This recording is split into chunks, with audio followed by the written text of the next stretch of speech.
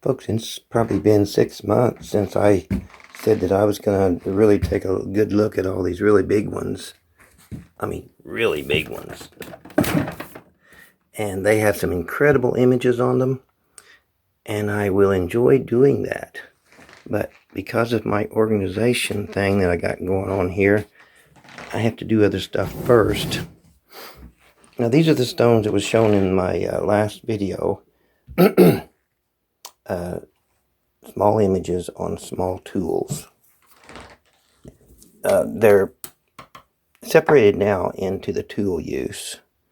That's the first step, proving that they're type of tool, cutting or abrasion.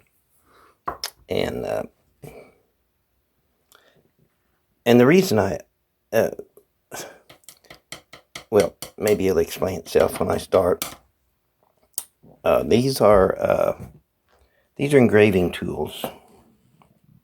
Now we're going to have a better look at all of these, but this is just part of the organization that I have to do right now, and that is to separate the tool use and show the tool wear.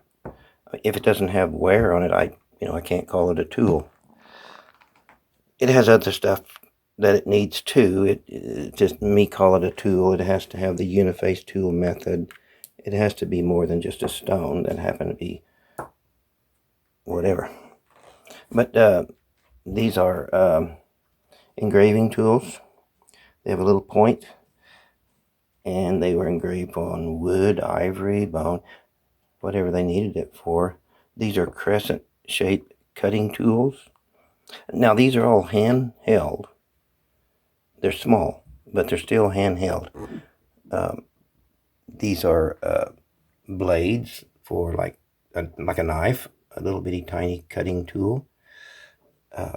These are abrasion tools. They show the abrasion like a sander.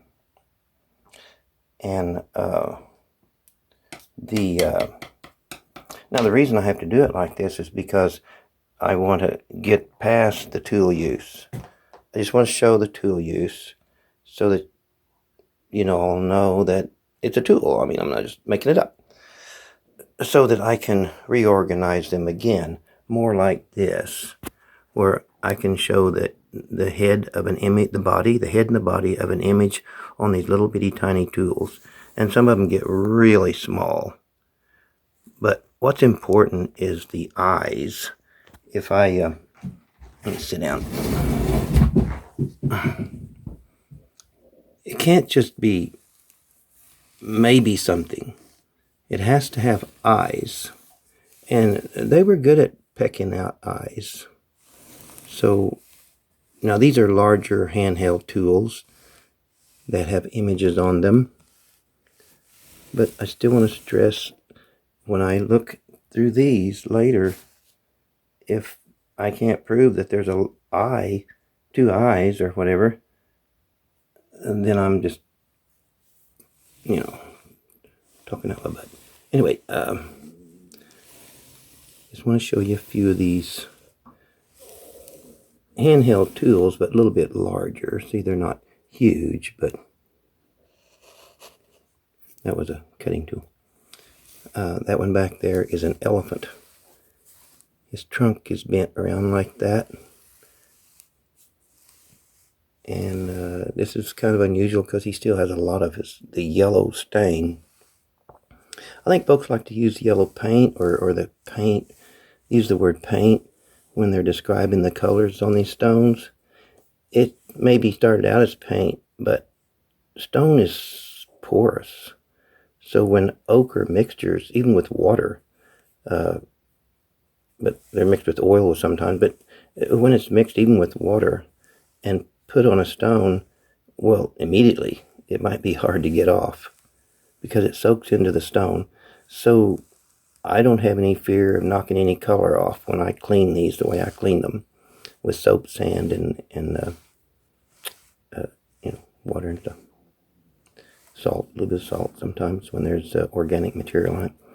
Now, these are, like I said, a little bit larger handheld tools that I can show the eyes quite easily. There's triangle eyes on that one and this one. And I'm going to put these away. And now, every one of these is a handheld tool. There's no just maybes. And it's not just art. Those are tools. This one in the last video I said I think it was just art. But I see over here that it has a deep, soft well. So it was used for some kind of mixing. Maybe even color. I see a lot of red on it. But I'm not sure. Now, the reason I had to do this first, the type of tool material, because there's one from each category. Like this one.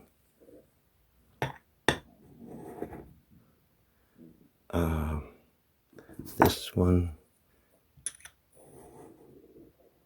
That was an engraving tool, and this may have been an engraving tool, but it's also a side cutter.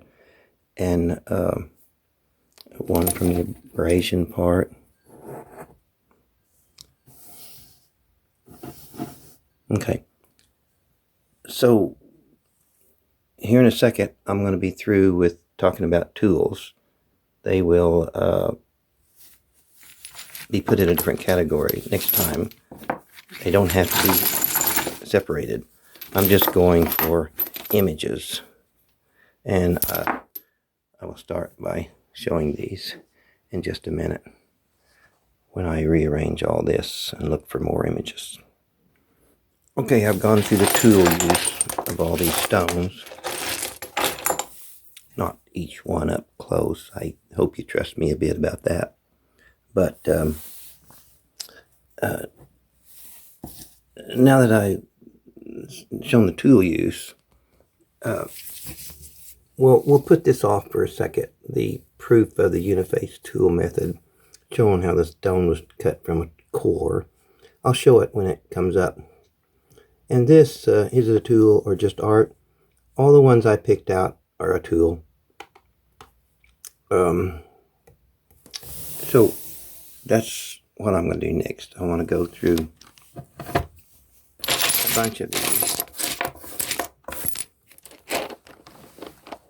to show the images on them. These are all small handheld tools. And they all have that little head that peeks out with eyes on it.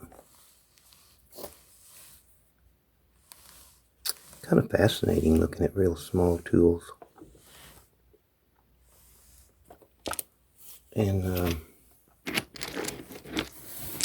the next video will be maybe this long or longer, showing all the images. But I want to put the images in categories too.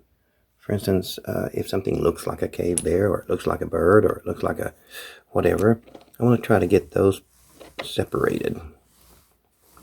As I said, I'm not going to worry about tool use anymore. I hope you trust me that these are all tools. But yeah, then I'll separate them into animals. Because this one is not the same as, well, even that one. I mean, they're different. They have different images on them. And many of them I'm not sure what the image is. But I will show them next time.